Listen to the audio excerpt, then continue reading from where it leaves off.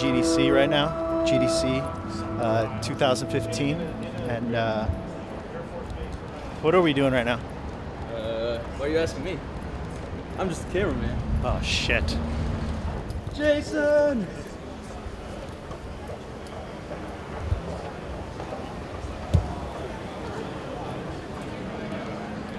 I beat the machine. I think we're gonna film some of that Coop show. Remember that show? How many years ago was that now? 2? No, longer than that. It's really 2 years ago now? 6 years? Oh, I remember this episode. This is the one where me and you were sleeping together. Whoa. Just 2 grown men sleeping together. It's totally. See, there it is. Don't you remember that, Cesar? That's me and you. 2010. Cesar? Yeah. You remember 2010 PAX episode? I couldn't remember. Co-op coming through. I'll be your lightning gun, alternate fire. I'll be your player to 1080p. I'll be that memory card that you back up on. What if life was more like a video game? We would play it all co-op.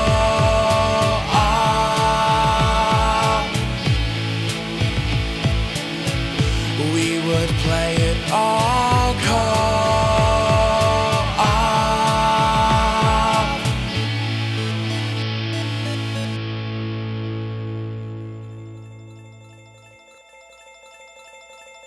You know, it's been a long time since we went to GDC as press. You know what was interesting is like in the, I don't know, 4 years or whatever it is since we've been to a GDC as press, suddenly there's this whole VR thing happening and I'm like, where the hell did all this come from? The lines for everything VR were insanely long.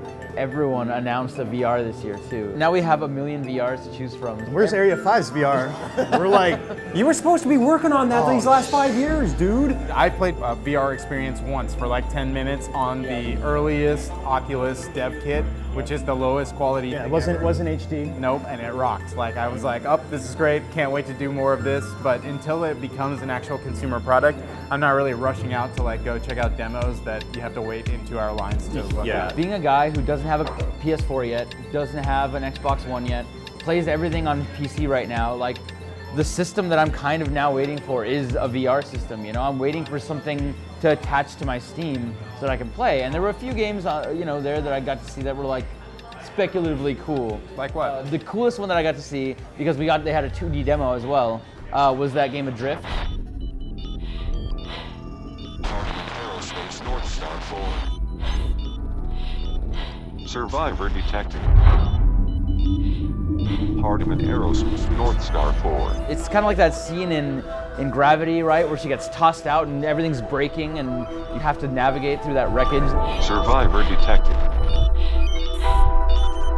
Hardiman Aerospace North Star 4. We talked to Adam Orth, and he said that skyboxes just don't work in VR very well. So they actually modeled the Earth. It has tons of different textural layers, so it really feels pretty real when you're looking at it.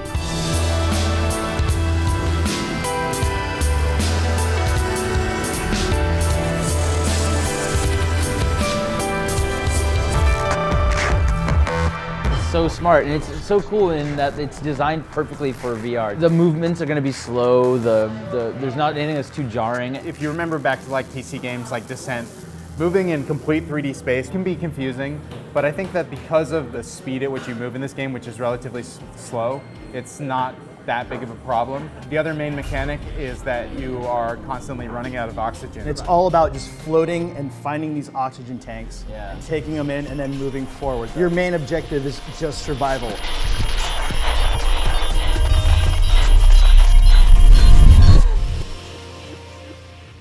I wonder how much more of that game there is besides just going and grabbing these oxygen tanks, because I think in just like a 2D version of that, like I feel like it still would be missing things to do in that space. Having played a demo in both 2D and then immediately after in VR, VR is such a like is so much different, so much more immersive. Even just floating in space in VR might be a compelling enough experience. Yeah, definitely. How far you are above the Earth because it's modeled realistically and the distance is realistic has got to be a really incredible experience that just doesn't translate into 2D. You'll sense actual vertigo, and it'll be like a scary, thrilling experience in VR, whereas when you're just playing on a 2D screen, it's kind of like methodical, and it doesn't really have that visceral feeling. It's coming out in June. It's a 4-hour experience. It's going to be in the $15 to $20 range. It's kind of a shame that most people are going to play it in 2D before experiencing it in VR, but from the little we saw, which was really just a tiny little bit, maybe like 3 rooms or something like that, I can't wait to see some It looks more of great. It looks great. Because we didn't want to wait in line for VR games, we just like walked around and found any other playable demos that looked interesting. There were a lot of really good like 4-player multiplayer games. Push me, pull, or push you. I always screw up this title. It's just like 4 words, but it's push me, pull you. You each play different sides of like some weird human centipede worm thing. 2 teams of 2. 2 human centipedes. It's one person's the head and one person's the head. Right. And they both have hands and they compete against each other, right? And kind of like outworm each other in the grossest way You're possible. playing basically like a sumo soccer game where you're trying to move this ball either to one side of the map or the other side of the map. It's king of the hill. It's king of the hill because you try to like contain the ball on your side, and then if the other person takes it, it actually takes away from your points. Oh no, they got sight.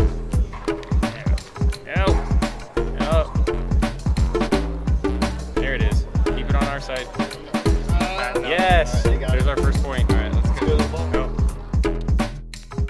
But you have to work together, and so the mechanic is either you're growing or you're shrinking. So you're constantly trying to work together with your other half. You could also really screw it up if you've like lengthened too much and you become weak. Oh no! Go back. It's okay, we got you're coming back around. There you go. Nice! There you go. Hold it. Well, I shrunk too much. There it is. Both go to the left. Yeah, I got it. Every time I would think I figured out what the strongest maneuver was to like hold the ball on your side, like, oh, you gotta like be long, or you have to make yourself really short and stubby and both be pulling in the same direction. Like every time I would think like this is the winning strategy, this is how you win this game, like the other team would weasel their way inside my little like thing and pull the ball off, and I'm like, maybe it's because we only played for like 10-15 minutes and not like, you know, we haven't played for weeks, but I really don't know what the best strategy is in that game. But you guys are saying like the day before we got there that like, oh, everybody that played it with us, we were just kicking their ass. And then like we got there and Cesar and I, like we've owned. Yeah. Oh my gosh. No, come on. What? No, don't let it end. Oh!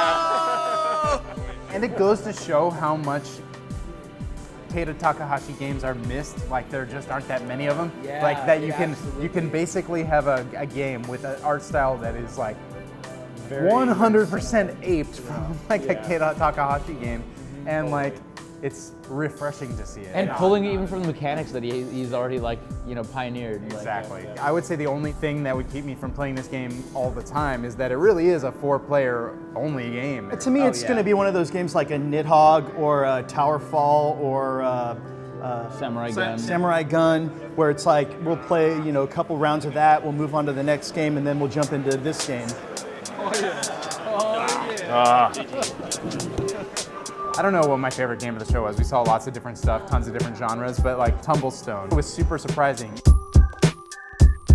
When we first saw it, it just looked like any other match 3, whatever. Yeah, block puzzle game. The only difference was that it was being played with 4 players, and every single person is working on the same puzzle, I guess is what I would say.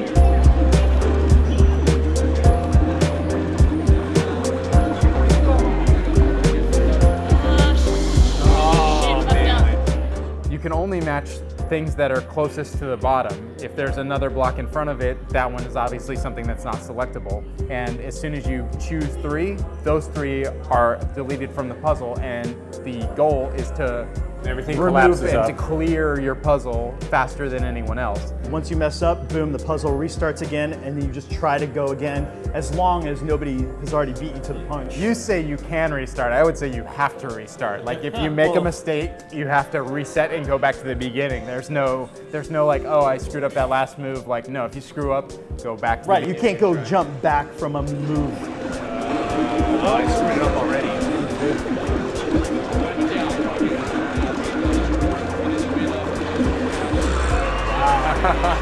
Nice. There may be more than one way to beat a couple different puzzles, but we weren't very far in before it was like, I've screwed this up 3 times. Like if I don't get everything in exactly the right order and also be the fastest on the sticks or the D-pad to like select and execute every move, then I'm just gonna lose. The woman just to the right of me, I could hear her fingers like on the Xbox controller going, it's like so fast.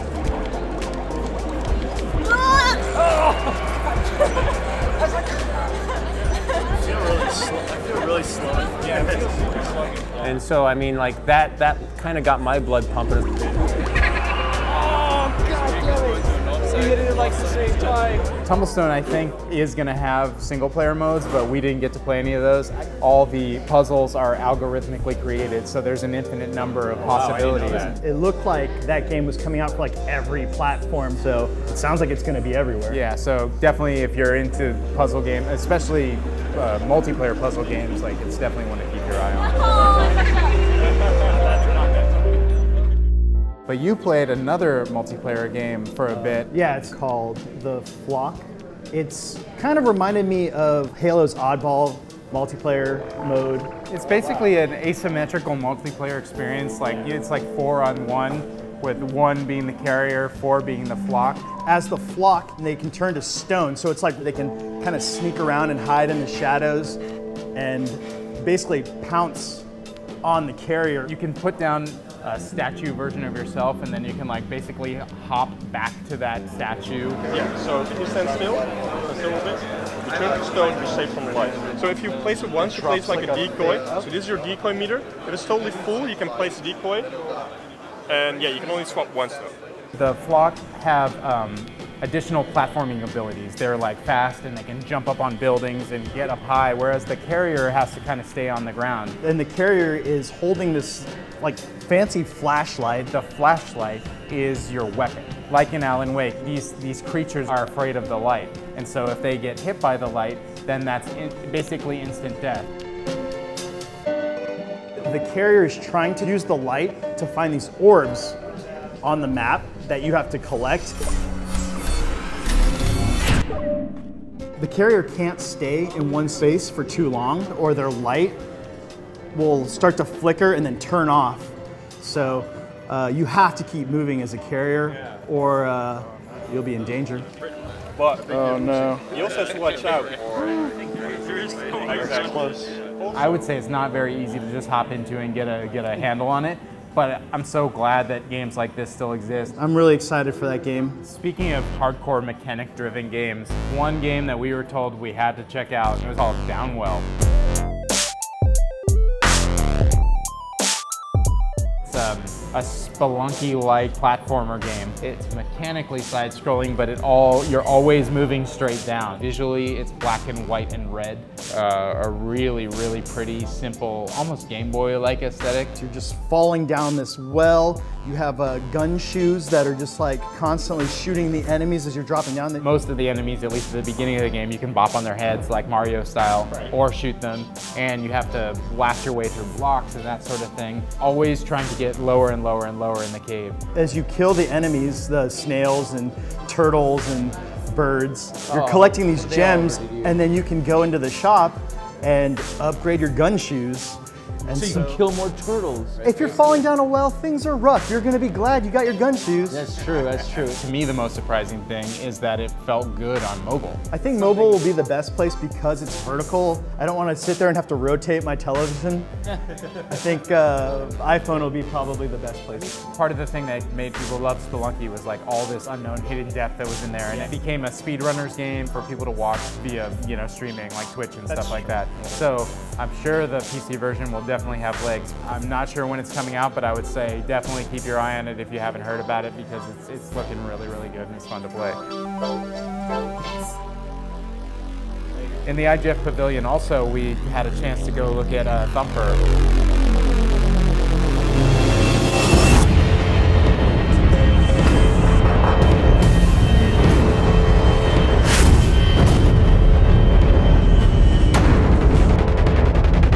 The thing that I loved the most about this game was the music.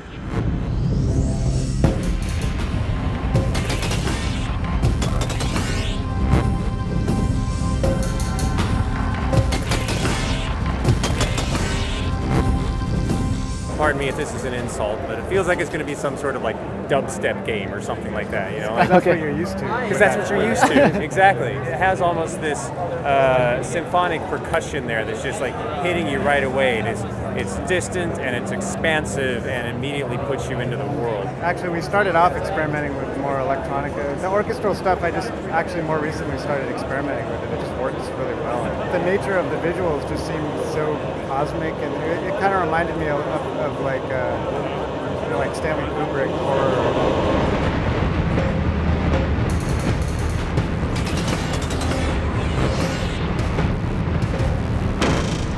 There's a few mechanics and they're always on beat to the music. Earlier you described it as kind of like a Vib Ribbon style. You know, it'll be like these white squares that you have to like hit the A button at exactly the right time to jump over. Then there's these curves that come around where you have to hit the right direction of the curve and you have to hold the A button so that like when you slam into the curve, like you stay with it. We call the game a rhythm violence game because, yeah, I think a big inspiration is classic arcade beat 'em ups, or like the games that like Platinum Games makes, where there's like super satisfying physical interactions, action game experience first, and then the music kind of comes out of that. Yeah, even like the simple slide move, I feel like that's like the Mario Kart slide, where like we both agree that that was like one of the coolest things in a game that we've played, and we kind of wanted to have something like that.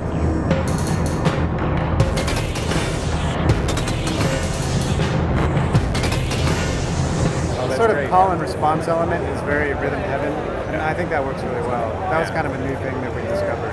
It's been super satisfying. We built all our own technology. It just started out as a crazy side project. Brian's kind of artistic vision like helped tie it all together. We made a lot out of just really pretty primitive, simple tech. We've got like old videos on our YouTube channel where this is really all vector art. It looked like an old sort of arcade game, like it's a grid-based prototype. Yeah. And right now the game has sort of become like a best of all the experiments we've done over 5 years.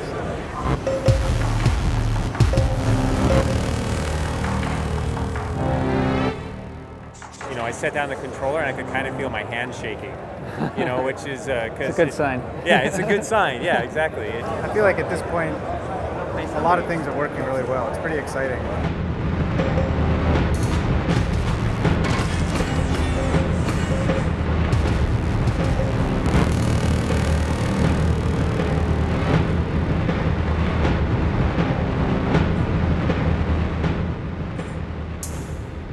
It was nice to go take a look over at Sony's booth. I saw a bunch of great stuff there. And one of the things that caught my eye was this game called Severed for Vita by the team that did Guacamelee.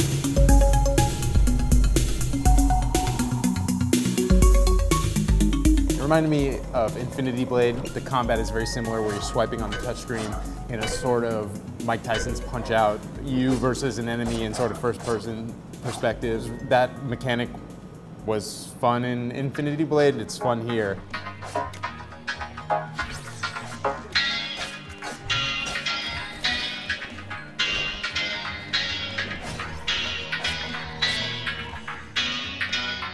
The rest of the game is exploration. It kind of reminded me of those old first-person RPG games, like way back in the day, where you travel one screen at a time. You know, north, south, east, or west. You'll be like standing in a room, and you can look around 360 degrees, and then you choose one of the 4 exits or whatever.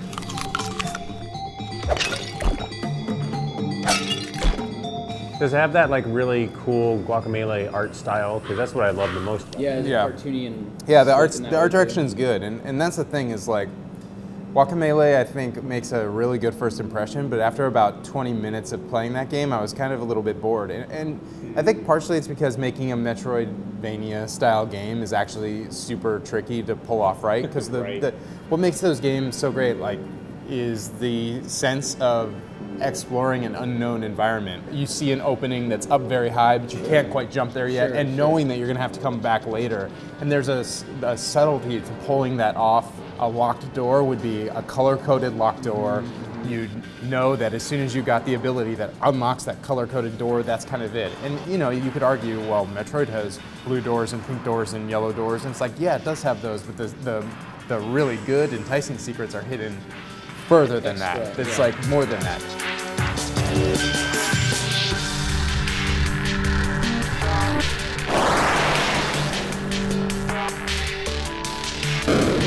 This is a note-for-note cover of Metroid. It's got the tiled graphics. It's got the blocks that you look at and you can tell right away, oh, these are breakable blocks, these are non-breakable blocks. And like what you were talking about earlier about how you have that area that you can't jump to or you can just barely crawl into that makes you think secret.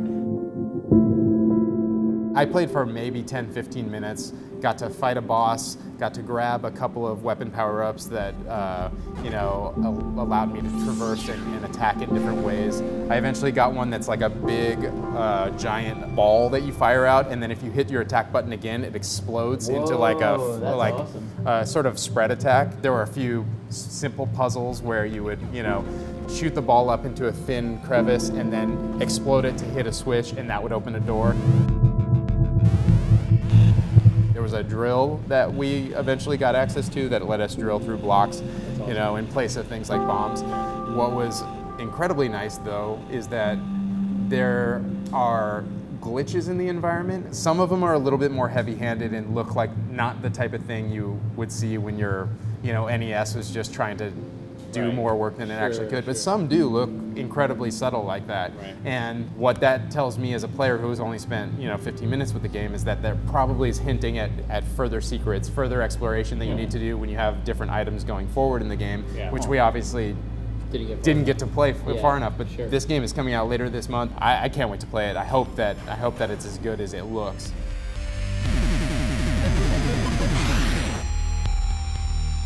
It immediately hooked me, whereas when I saw Ori and the Blind Forest in the Xbox Lounge, I picked it up, started to play, and I was like, yeah, I don't know, but it's not like instantly grabbing me. Obviously, Ori has just come out, and that's an incredibly competent game that, like, in my opinion, didn't show well on the show floor because it's the type of thing that you need to get invested. You got to play through the amazing opening prologue sequence, which is like one of the strongest openings in a game maybe ever.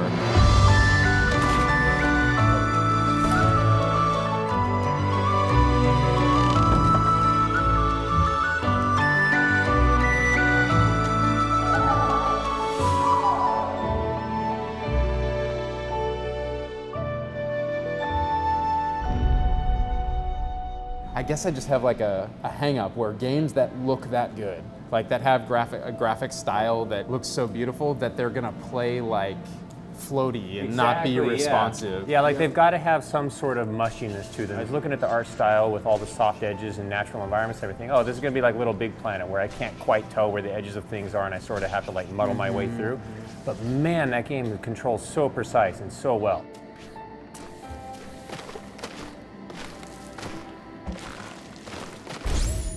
Incredible traversal, total subtle hidden secrets that, you know, are like the best of what you find in Metroid.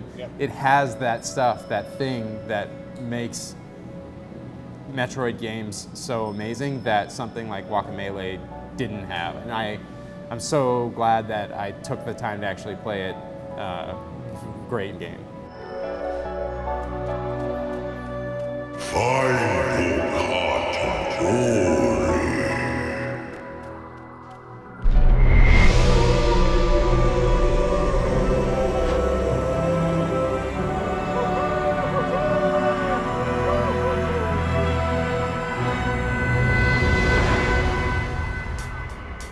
I love seeing the big games and the announcements and all that stuff, but I also love going to the IGF and go into the Xbox Live Lounge and the Mild Rumpus and the booths, the places where they have all these games that I know immediately after GDC, I'm gonna be able to go home, download it, and start playing right now because it gets me pumped, you know? It's like one of those shows where it gets you excited about games. Another reason that happens is because you see old friends there. There's like lots of cool developers around, and one of our old friends is a gentleman named Benjamin Rivers who is working on a new game that was also at the Sony booth called Alone With You.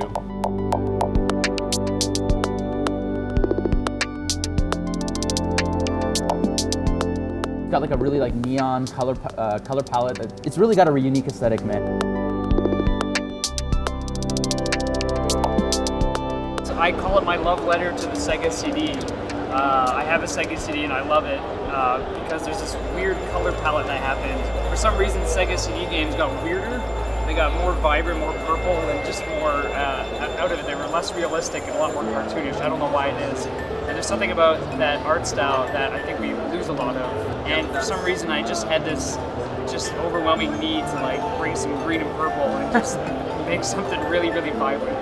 And really trying to create a style where everything in the world is based on a real function and a real reason.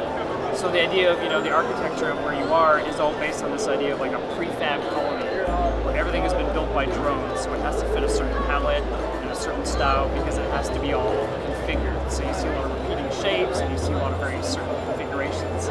I really like just exploring environments and getting story through that, but what I wanted to come up with was an idea of how can you have a story that's told by an environment, it's told through player agency, but isn't just reading a book maybe, or reading like a diary entry. When I originally concepted it, I wanted to have you go around environments, finding things you needed, finding things you didn't, and I thought, is that going to be boring? Because it seems like it's a one-trick pony, but if you write things a certain way and you sort of coax people in a certain direction, they end up sort of wanting to build this story for themselves, and you give them a thread that they can follow.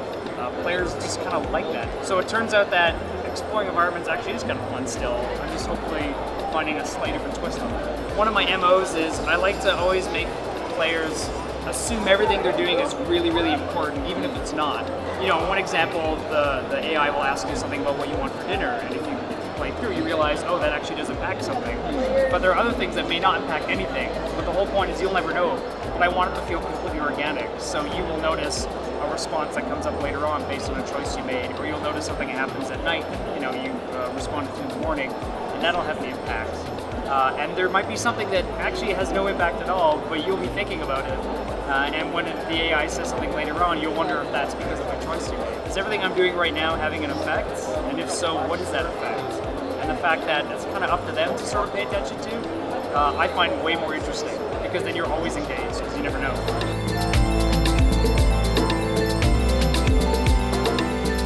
Just stare at the screen for 1 second and you're like, this game looks different than all the other stuff around it, and I want to know more, basically. Yep.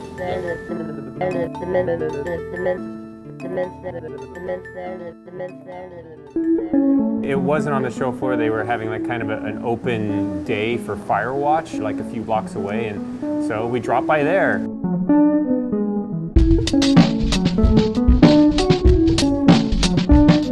I'm usually not into like when a publisher or developer like takes over a space and like puts up art. You don't like that? They dress the scene and because they do it really badly. Give a good feeling of what it's like to be in the game. They force it on you. It was like walking into Disneyland, but it was like incredibly cool. They had the map laid out on the table there, the same map that you look at in the game, and you're like, oh yeah, I was there, and I was there. And there was something about seeing it in a physical environment that sort of like reminded me of when I used to get cloth maps with my Ultima games. It's like when people make a really good like special edition Blu-ray of something. And at first you're kind of like, oh, there's some books, and oh, there's a camping chair, and oh, there's this, and oh, there's that. And then you start to realize when you sit down and you play the game, which is about exploring this beautiful forest environment, that you come back out of it and you're like, whoa, that's the chair that I was sitting in, and that's the desk that I found, and that's the bush that books. These are the books that are in the tower. Yeah, these are the books that I put back on my desk in the game.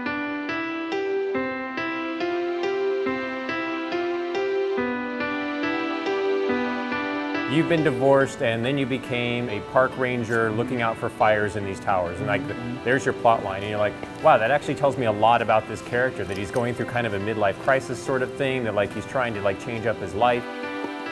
It's totally exploration based. Whenever you point your mouse cursor at something, you can bring up your walkie-talkie and talk to Delilah about it and have several dialogue options about how you're going to talk about it. It is a hell of a nice camping spot down here by the lake. I haven't been down there in years, but yeah, Jonesy Lake area is perfect. You're both searching around in the environment and kind of in your relationships. It's just a game about exploration. It's really cool. I found a bra. A nudie pyromaniac. Remain professional.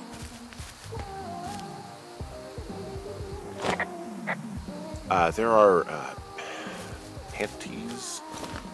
There are what? I don't want to say that word again. Why, because you're 12? It's like your conversations with Delilah and the fact that the writing is so good is like your reward for exploring. So, you know, in most games your reward is like headshot, boom, bah, ultra kill. And this one is like, no, I just had a really awesome conversation because I took the time to really look at my environment. So it's just the outhouse then, in terms of going to the bathroom? You're a man, Henry. You can go wherever you want. Well, number one at least. And full disclosure, I pee wherever I want as well. I love games that allow you to be a jerk. The hilarious thing that you did that I thought, I couldn't believe you did that because I probably wouldn't have done that. You grabbed somebody's stereo. She's like out in the lake and she's like, hey, give me my stereo. And Cesar's like, no. And he throws the stereo right in the lake. Hold on. That's not exactly how it went down. Oh, that's exactly how it went down. Go stereo! Whoa, hey, put that down. Seriously, it was expensive. Thank you. Now leave us alone. You're a creep. Total creep. Go get a girlfriend, creep. Can we just get out of here?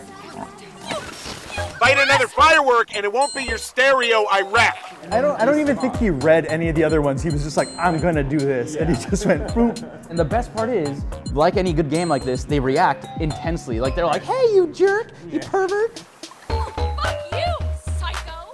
Yeah, fuck you. You'll fucking pay for this. You can't just harass girls in the woods. Let's get out of here. I love it when you choose dialogue options and they all seem like the right answer. He can be just a little bit of a bad boy or just a little bit of a sarcastic good guy, you know, like and it's within his scope. Hey, that go okay? It's done. Well, that's ominous. Hopefully there won't be any more trouble. Good.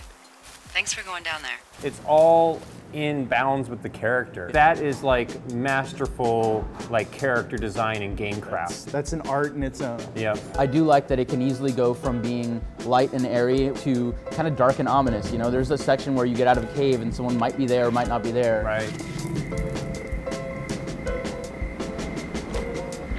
There's some guy out here. Some guy? Yeah, I came out of this cave in a canyon and he was just... Being some guy? Wait, he's looking at you? Is he doing anything else? I don't think so. And then you arrive and someone's gone through your stuff, broken into your cabin. Analyze the whole tower. It totally goes from being lighthearted and whimsical to being kind of like ominous and scary. Right. And because it's got that kind of, you know, it can go anywhere kind of feel and that kind of realism to it, it's a really intense and fun game. Yeah. Henry, there's something someone should have told you about this area. What is it? It's outside. Come on. The whole thing. And people come and go as they please. It's madness. Yeah, okay. I get it. Right as it ends when you're in the tower, I wanted more. Exactly. To me, that's a good demo. Good sign. And our demo was like over way too quick, but I can't wait to play the rest of this game. If it's anything like this little slice of the game, it's going to be really, really good. And I think the writing is totally going to give Portal 2 a run for its money. I needed to put away my books. I left it with all my stuff all That's funny because over. I didn't even put my books away. That was the one thing that I was missing and that I put on their little feedback form because they had feedback forms there for everybody that played it. I would like the ability to carefully put stuff down. You can, like what? Books specifically, if you super tried. I was like, I couldn't set it on it. You can get it to set back down on the shelf. I just have poor mouse skills. It doesn't matter. It's our style. We just want to throw everything in the game. Have you seen Matt's desk? Like, I'm pretty sure that's how he puts stuff away. He's just like, blah. Fine, you're right. Oh well, cheers to another good GDC, you guys. I guess. 2015.